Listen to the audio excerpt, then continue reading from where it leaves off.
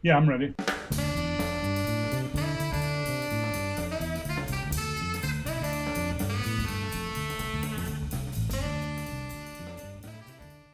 Nader Dabit, welcome to the show. Super happy to have you here. Why don't you go ahead and introduce yourselves for our listeners? Hey, what's up, Anthony? Yeah, thank you for having me and thanks for the intro. Yeah, my name is Nader Dabit, and currently I work as a senior developer advocate at Amazon Web Services on the front end web and mobile team. Awesome. And you're someone who has done quite a lot of podcasts in your time. You're someone who has even hosted a number of podcasts as well. So we're going to have plenty of links that we can kind of link to get people to dive in more. But we'd really like to explore your ideas. Me especially, I like to explore your ideas around full stack serverless, because this is something that is really passionate for us. This is the FS Jam full stack jam stack, and we're very passionate about these types of full stack ideas. And I think there's a lot of interesting parallels between what you have been calling full stack serverless and what we call full stack jam stack. So I'd really like to kind of tease apart those two things. So why don't we first get just your definition of what full stack serverless is?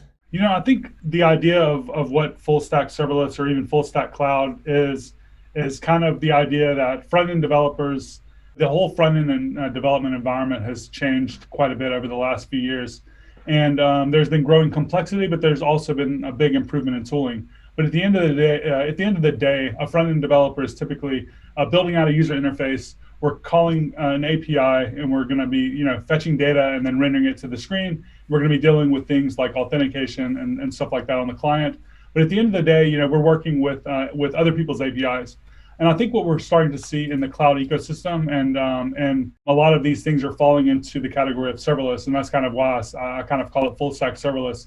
They're making these APIs and these databases as a service and all of these different things more accessible to front-end developers by making them more managed. They're bringing these managed solutions. Therefore, like a front-end developer, since we already know how to interact with these APIs, the thing that was limiting us from becoming full-stack developers maybe in the past was how do we actually build out and scale, a database, an API layer? How do we build out authentication on the back end? How do we build out and integrate some type of storage solution? Since all these things are now becoming more and more managed, a front-end developer is able to not only build the front end, but they're able to take advantage of some of these back-end technologies without having to build them from scratch. So they're able to use their existing skill set and build out these full-stack applications. And I think the serverless paradigm is making this possible because, again, serverless no longer means just functions as a service. It's kind of more now categorized as, managed services or some type of abstraction that is taking something that would be need to be implemented yourself maybe in the past and kind of putting a nice abstraction layer on top of it, making it more accessible. So I think full stack serverless is kind of opening the door for front-end developers to use their existing skill set to build out real world, robust, scalable applications, typically using some type of cloud technology. Very cool. Yeah, it definitely jives with what we're doing here with Redwood. Something that I'd be curious about is we find that it's enabling for front-end developers, but I also notice it's a good kind of mid-ground for like front-end devs and back-end devs to kind of meet in the middle.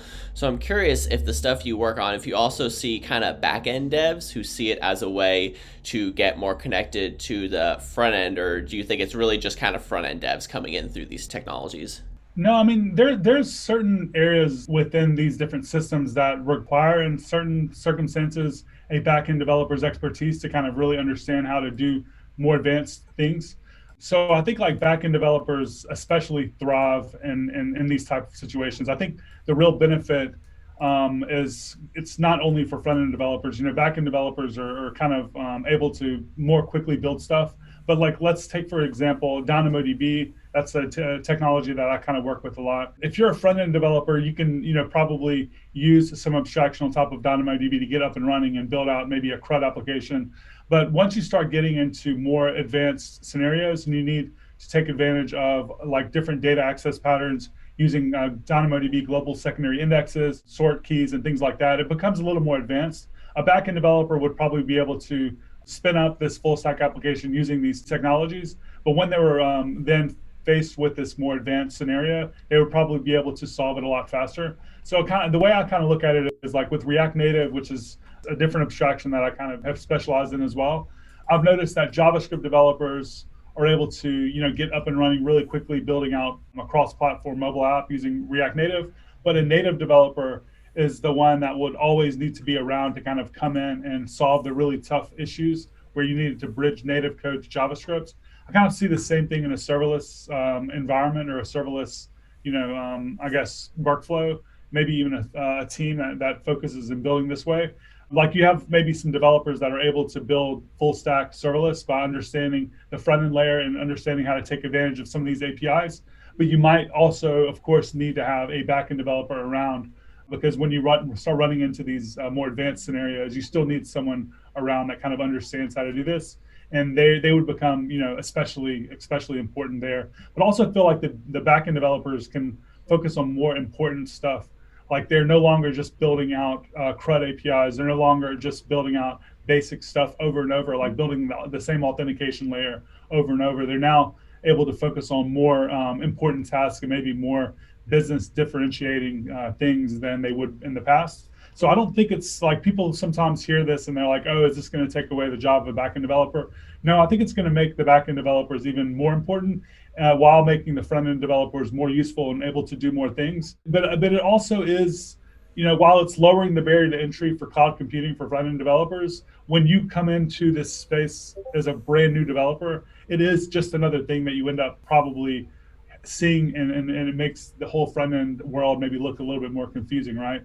We have to be really careful about the way we talk about this stuff. It's not something that I feel like every front end developer should get into, but I feel like once you become like a good, you feel comfortable as a front end dev, this is a great next step to kind of accelerate your career and take it to the next step.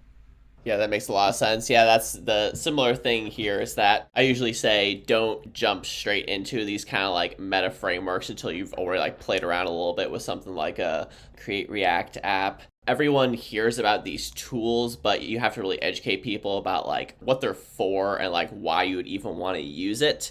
And you have a pretty cool role doing DevRel and kind of leading like a DevRel team. So I want you to talk a little bit about like what your role is, and you're on the Amplify team. So kind of like what you see your role is and what your kind of like day to day is like. AWS is kind of broken up into separate organizations, and you might think of Alexa, that's one org. There's the containers organization, Serverless, and then my team is the front end web and mobile. And we're kind of like the only team, I would say, that is especially like specifically focused on front end and client side technologies. So we have a lot of front end devs, within our organization, a lot of great engineers.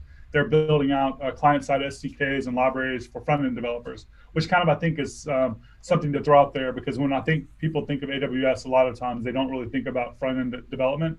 But the majority, I wouldn't say the majority, but a large number of people within our organization are front end devs, and they're building out front end tooling and stuff like that.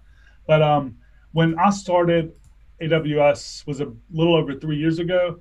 Basically, the idea that the goal that they wanted to reach was they wanted to have some type of abstraction and some type of entry point into cloud computing for developers that were traditionally front-end developers or developers that kind of wanted to get up and running quickly with a backend on AWS, but they did not want to learn all of AWS Cloud. That was kind of the idea. So when I joined, Amplify was a client-side JavaScript library that had launched maybe 1 month prior.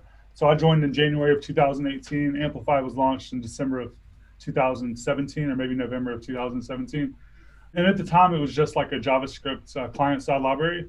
But over the last couple of years, it's kind of evolved. And now it's also a CLI, which allows you to spin up cloud infrastructure. We now have a GUI, like a graphical user interface, that allows you to go in, create tables, and create authentication and kind of wire all this stuff up together. We have a hosting service for static sites. So it's kind of like grown into this whole, tooling suite of things that allow people to kind of do this sort of thing.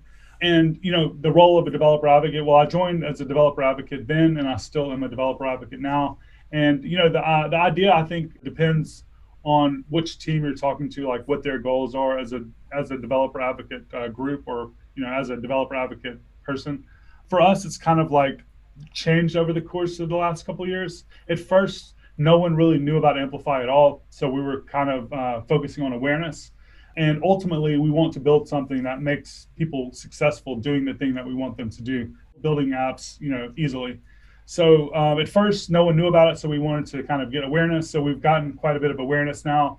Our focus is now, I would say, mainly improving the developer experience and actually improving the product. So a lot of the work we're doing now is listening to customers, listening to companies and startups that are using this stuff, and taking the feedback and channeling it back to the engineering teams, and kind of giving them the pain points that people are having so they can improve that, and kind of improving the product itself. Because I think at some point, once you get enough people using it, you don't really have to worry about as much the awareness piece, because people are going to be sharing their good experiences as well as their bad experiences, and that kind of takes care of itself. So now we just want to make it extremely a good experience and listen to what people want and build that for them. One of the things I always like to ask is, what's the use case? To what I understand, Amplify is a architectural platform that simplifies AWS through a CLI or a web interface. But my big questions are, is this something you need to adopt at the start, or can you adopt later and incrementally? Yeah, that's a good question, and that's something that we get a lot. You can adopt it incrementally. You can adopt it all, as a greenfield application, of course. You can also, I guess, use one or the other. You don't have to use everything that's part of Amplify. So when you kind of break it apart, let's say you're an app developer and you want to build something on AWS. There are a couple of things that you probably need to take into consideration. First of all, what platforms are you targeting? So are you going to be building for native iOS? Are you going to be building for web and those sorts of things?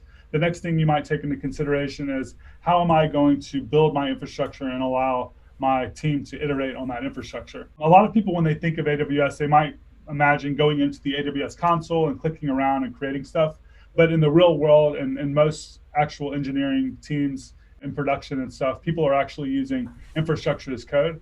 And infrastructure as code can be written in a bunch of different ways. CloudFormation was, I think, one of the original ways that people were doing it. In the last 10 years or so, there's been a lot of improvements there. You've seen things like the Serverless framework come out, CDK, Terraform. There's a few other really great ones out there as well from other companies.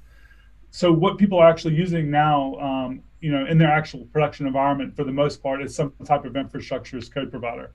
So you need to understand, what are you going to use for your infrastructure as code?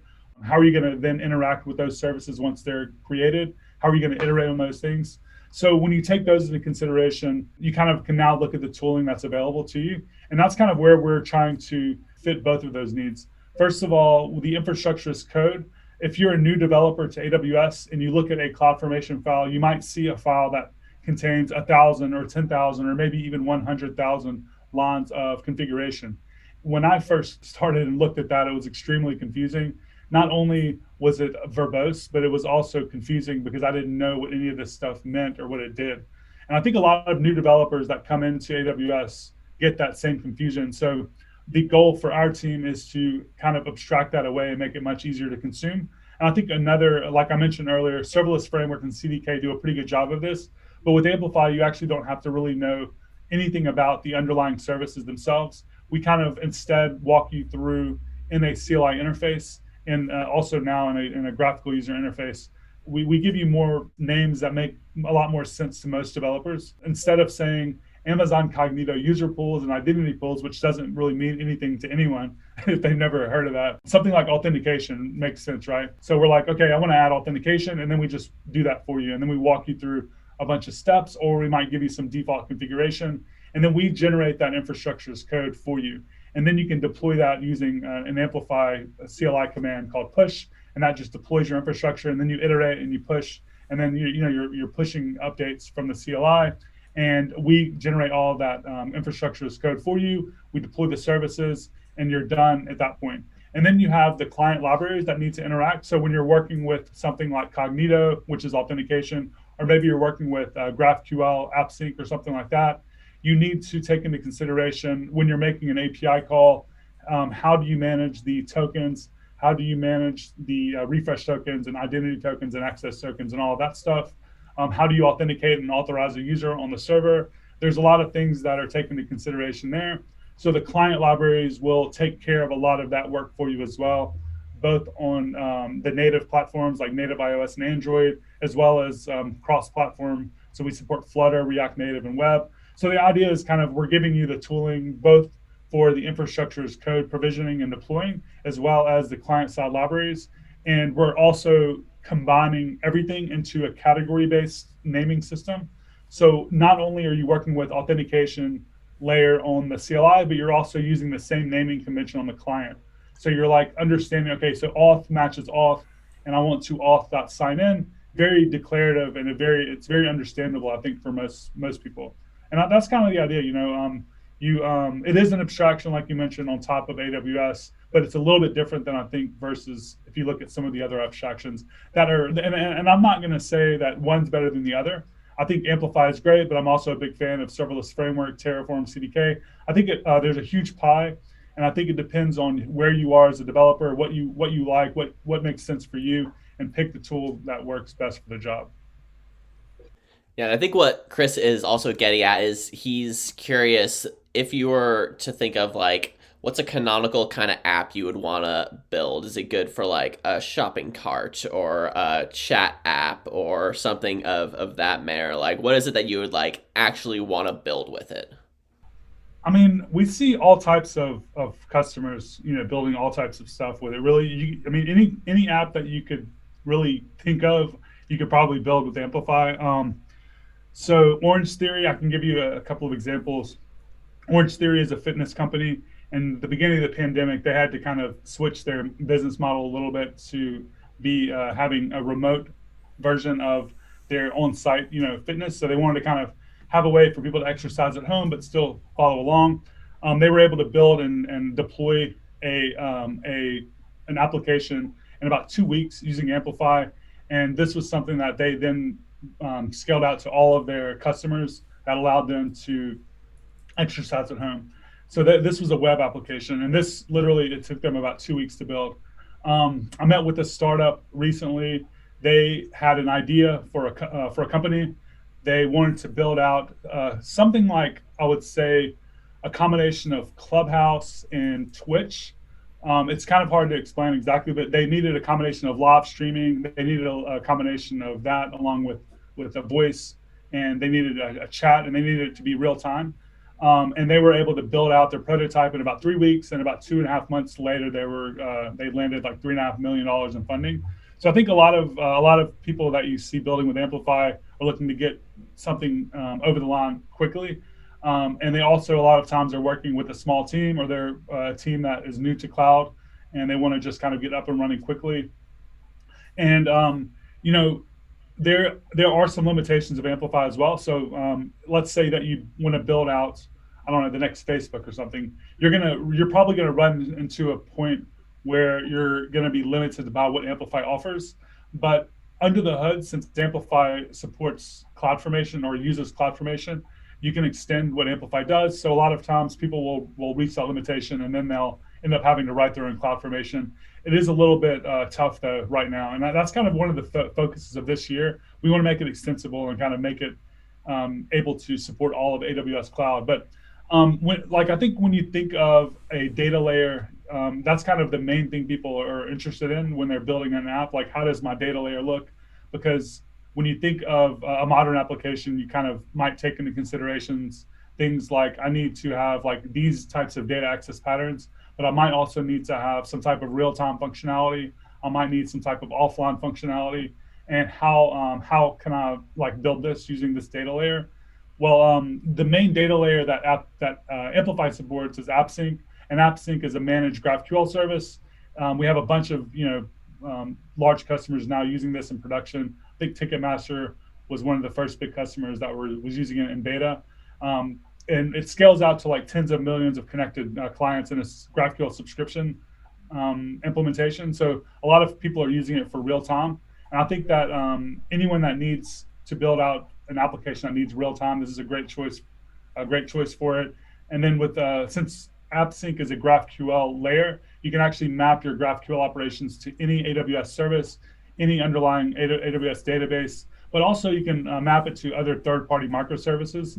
So you can take your GraphQL query or mutation, map it to an existing microservice or existing database living somewhere else. So let's say you're using MongoDB hosted somewhere else. people are still using GraphQL as that API layer.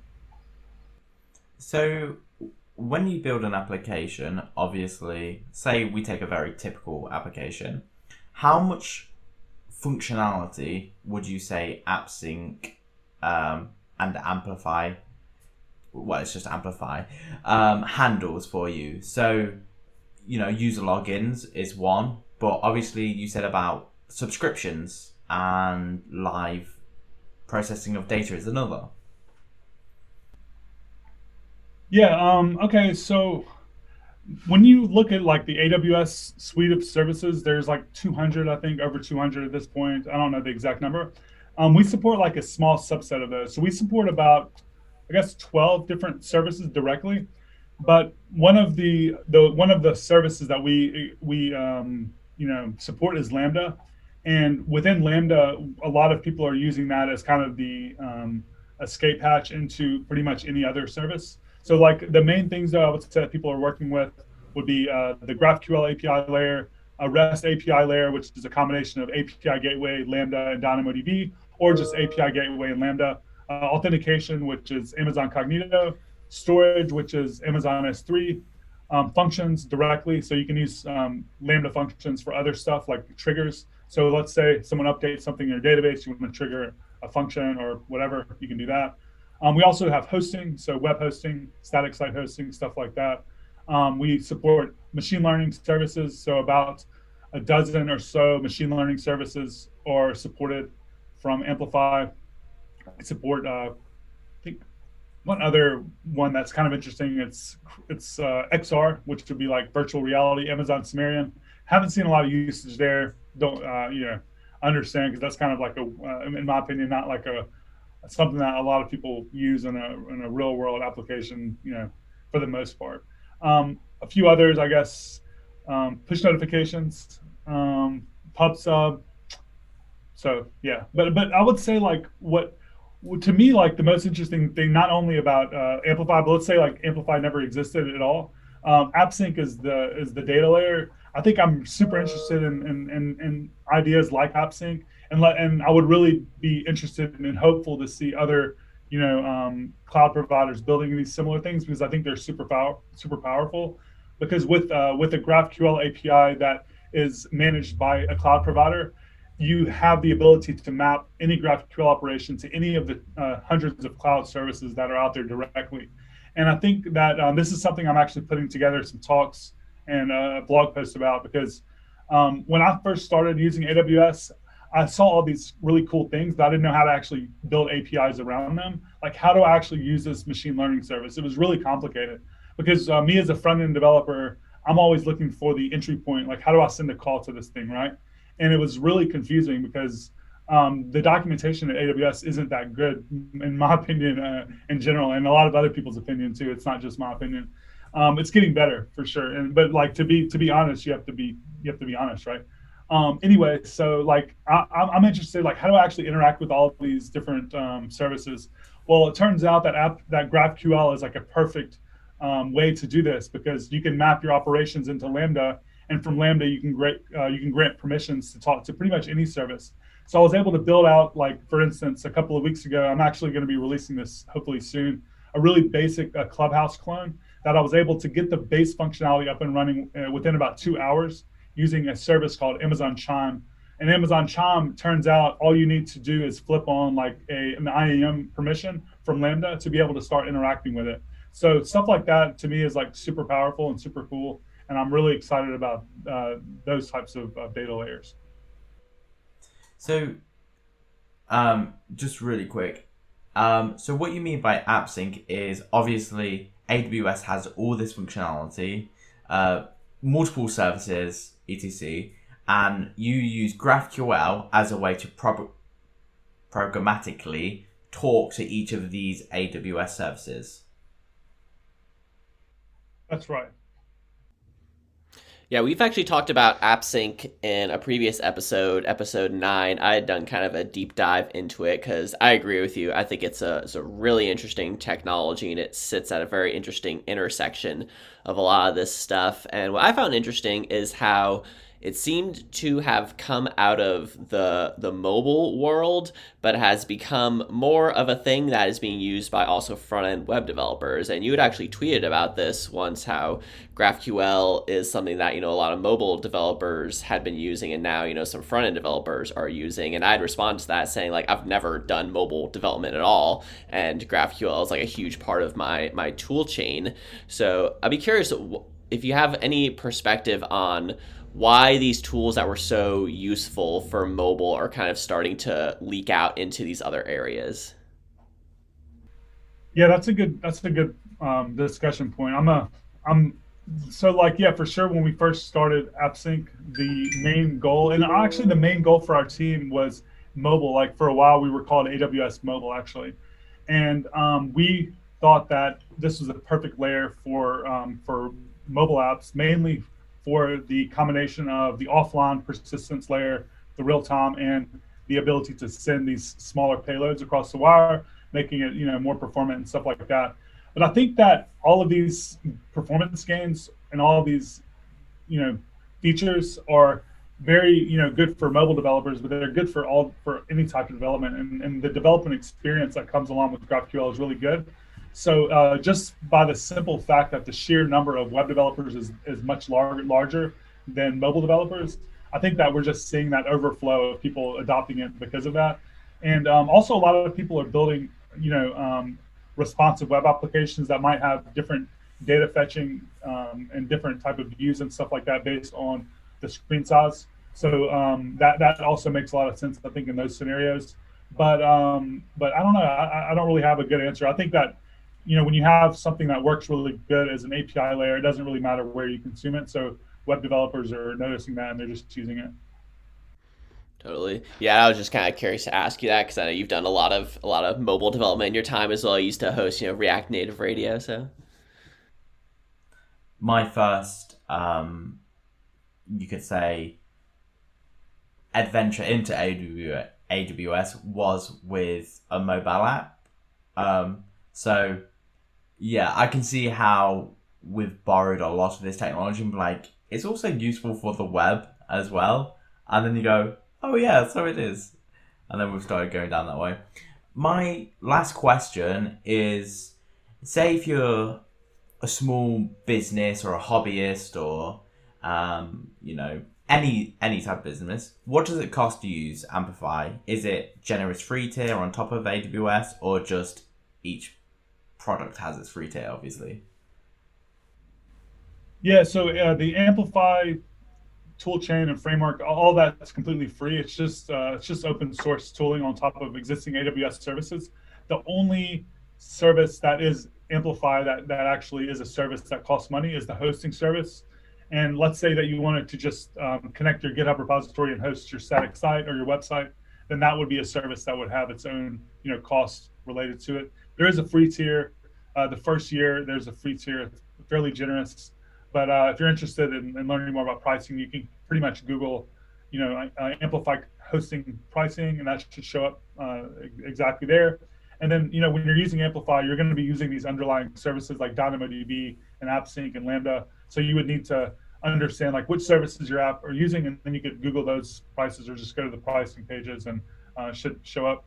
But I think the most important point about pricing is that pretty much everything in Amplify is considered serverless or using a serverless model. So the only things that are not serverless are going to be, we also support containers, which I didn't mention, and we also support Elasticsearch. So those two things are not going to be serverless in the sense that if you deploy something, you're going to be paying a monthly fee probably, or monthly cost for those things to be hosted. But everything else is going to be free unless you actually have users. So if you don't have any users in your DynamoDB table and your Appsync API, it's probably going to cost you nothing. I think Cognito has a free tier of like 50,000 users or something like that. Yeah, I was just going to say, if it's an abstraction on top of AWS, you probably would have a finance officer that you would have to give them a very complex website to say how to work out how much AWS will cost. Well, are you saying like if someone wanted to build something using Amplify and they want to know the cost? Yeah, it's quite hard to predict. Yeah, I mean, I would say it's just like any AWS deployment. You just look at the services that you're using, and you can kind of get a general idea of the cost. I think one way that you can, I mean, there's probably way better ways to do this, but one way to do this for me to kind of be able to piece together different services is just to make a spreadsheet and say, okay, I'm using Appsync, I'm using DynamoDB, I'm going to have this many API requests and this many put requests, this many GET requests, and this many users, and they're going to be using like 1 hour of usage a week, and you can kind of get a general idea. There's actually a pricing on some of these areas or some of these services where they kind of like put together an example application that ties together a bunch of stuff, kind of gives you a general idea. But I mean, you typically are in the really cheap, inexpensive area until you get into the tens of thousands of users, and for the most part. Yeah, AWS spreadsheet. You had I'm sure mentioned there's way better ways to do that, like services or something, but like, yeah, that works for me. you had mentioned containers versus serverless, and this is something we actually had asked Swix about when he was on, and I'd be curious to get your perspective as well, how you would think about when you would want to use containers versus serverless with Amplify, or if you think there's kind of like good use cases for one or the other, if it kind of comes down more so to personal preference, or how you think about that. Yeah, I think it just depends on the person and what their philosophy is and what their expertise is and what your team is comfortable with. And I don't think there's, a right answer for everyone, right? But for me, the right answer is I'm a big fan of serverless, and I feel like, and all the research suggests that the industry is moving in that direction. So I'm going to be focusing on that. And if I'm going to be working for a company and if I'm building out an application, I'm going to take the serverless first approach. Anything that I cannot fit into that paradigm, then I will spin up some type of server somewhere and do that long work or whatever the reason is that I need to do that. But that's just my approach. I don't think that's the right approach for everyone. So, but I'm a big fan of serverless, and I'm a big fan of like finding something that works, specializing in it, getting really good at it, and then that way you can pretty much solve any problem with your skill set if you're focused on improving that skill set over a long period of time versus trying to kind of understand everything. But yeah, that's kind of my approach. Serverless first. Anything that can't fit into the serverless paradigm. So maybe you have like a really long running task or something. You might spin up a server somewhere to manage that. Yeah, that makes sense. I always say serverless by default is how I usually think of it. So it starts off serverless, and then you can kind of branch out from there if need be. But I also understand why someone would want to start just like, go container first, because in that sense, your whole application is contained at the beginning, and then you can break off different functions. Whereas starting off serverless by default or serverless first, it's not really super straightforward how to do that unless you have a framework that's like geared specifically towards setting you up for that in the first place. But that's kind of what I see a lot of the Amplify services doing, because you have all of this infrastructure as code stuff baked into it. That is, to me, what is kind of makes it easier to get into this serverless world, because you have you can kind of do the copy and pray thing, but it actually kind of works because, as you say, the code creates a deterministic rendering of your resources, so it becomes code that is very portable, very shareable, and you can get these like full applications spun up with it really quickly. So yeah, it's super interesting stuff that you're working on. It's super relevant to all the stuff we're doing here with FS Jam frameworks. The last thing I'd like to talk about is you have a series of tutorials that I think is really cool, where you show how to connect different front-end frameworks and even meta frameworks to like Amplify services and the stuff that kind of spins around the Amplify world. So I'd be curious to hear how you think about those tutorials, how you go about picking projects, how you kind of prioritize that. Part of the work as a developer advocate aligns really well with the things that I like to do anyway. I like to tinker with new things and try new stuff out. So it's pretty cool that I get to do this, first of all, like as a job. But I mean, I typically do a combination of listening to what people are asking me to do, or the questions that people have on GitHub, along with the curiosity that I have and the trends that I see happening in the industry. So for instance, I started using Next.js. I thought it was really cool. Started seeing some momentum there. I was like, okay, so let me create some content around this and learn how to use it pretty well. Now I feel like I know Next.js really well, and a lot of those videos have done really well. So it kind of just depends. It's typically a combination of of feedback from customers that are wanting to learn how to do stuff in a certain framework, along with the things that I'm interested in, and maybe where I see the industry headed. Very cool, very cool. All right, well, I think we're getting close to the end of our time. Yeah, thank you so much for being here. Thank you for all the work you do. Like, your work is really a huge inspiration to me, and like seeing you kind of expand out and build this whole team now of other badass developer advocates is really cool. So thanks for like always being out there and being like a really positive presence in the industry, and communicating these ideas and all that stuff. Really appreciate it. Thank you. I appreciate you having me on. I appreciate the kind words. I had a question. Do you play the cello? Yeah, it's the upright bass, so it's there's multiple levels. So the cello is kind of like the tenor instrument in the orchestra, and the string bass is like it's twice the size, so that's why they call it a double bass actually. So it's kind of hard to tell from the pictures. Usually when you see someone play a cello, they usually have it between their legs, whereas if you see in my picture, I have like the headstock is like up above my head because it's like 6 feet tall. I think that's kind of how you can I was tell just the kind of difference. curious. I thought you're I've seen your picture so many times, and I've always wanted to ask you that question. So. Cool. Awesome. Yeah, and why don't you go ahead and just let the listeners know how they can find you? What's the best way to get in contact with you? Yeah, I'm Dabit3 on Twitter. I'm Nader on Clubhouse. I am Dabit3 on GitHub. And that's pretty much where I've been hanging out lately, those 3 places. All right. Well, thanks so much. Thank you for having me. Have a good rest of your day, and thanks for listening for anyone that checked this out.